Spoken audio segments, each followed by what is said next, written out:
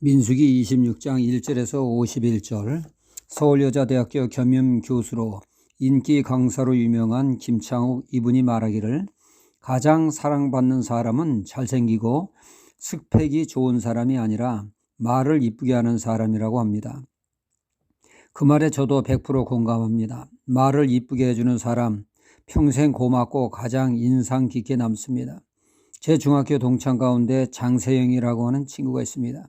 그 친구를 오래간만에 길에서 만났는데 그 하는 말이 선주야, 너 교회 키우고 있다며?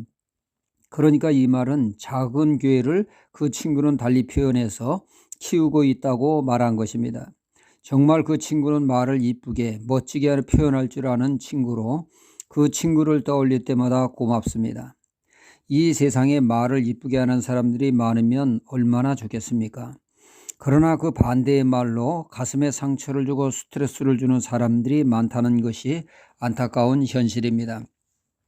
저희 교회도에 펜션이 있습니다. 야영도 할 수 있는 시설이 있는데 명절 때면 사람들로 북적입니다.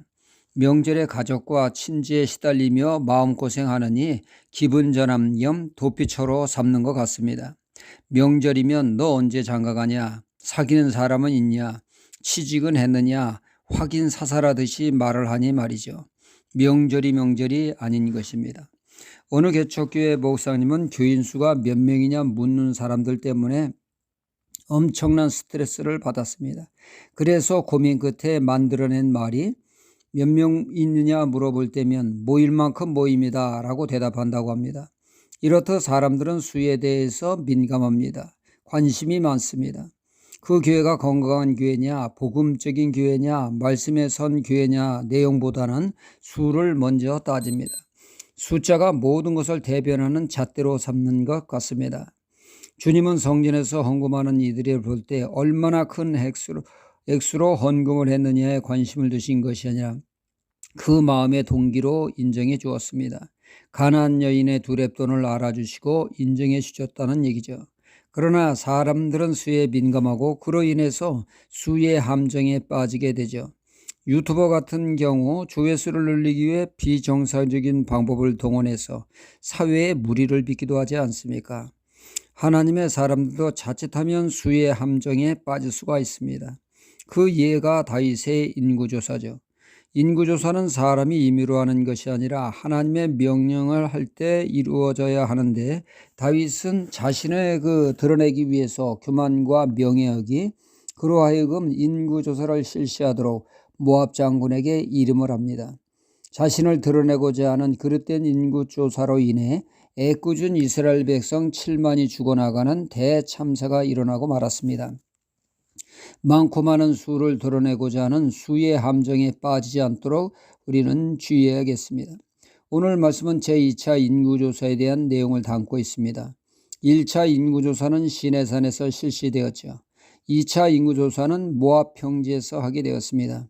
이스라엘은 출애굽하여 광야 40년의 세월 동안에 말도 많고 탈도 많은 삶이었죠. 원망과 불평과 불신으로 그들은 끝없는 불순종과 반기로 결국 광야에서 죽게 되었습니다.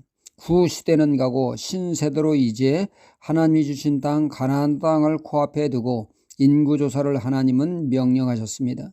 인구조사의 목적은 첫째로 가나안 정복을 위해 군대 편성을 위한 것이었습니다. 둘째는 가나안 땅 정복 후 땅 분배를 위해서 인구조사를 실시한 것입니다. 인구수에 비례하여 땅을 분배하기 위함이란 것이죠. 백성의 수는 쌓을 만한 자만을 계수하는데 33절에 슬로브와 딸들이 나옵니다.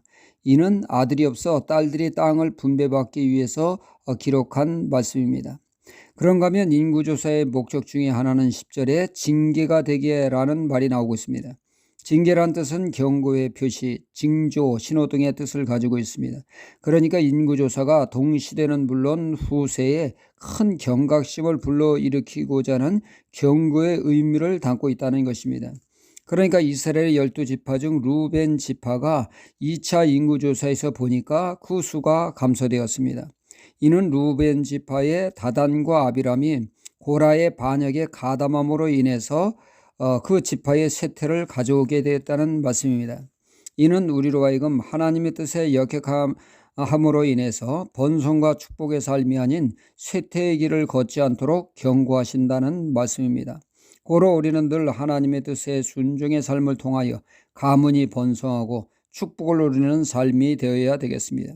욥이 그 어려운 가운데도 하나님의 말씀에 순종하며 믿음을 지킴으로 자손 4대를 보고 또한 하나님이 배의 축복을 주는 번창의 그 축복을 받은 것처럼 말입니다.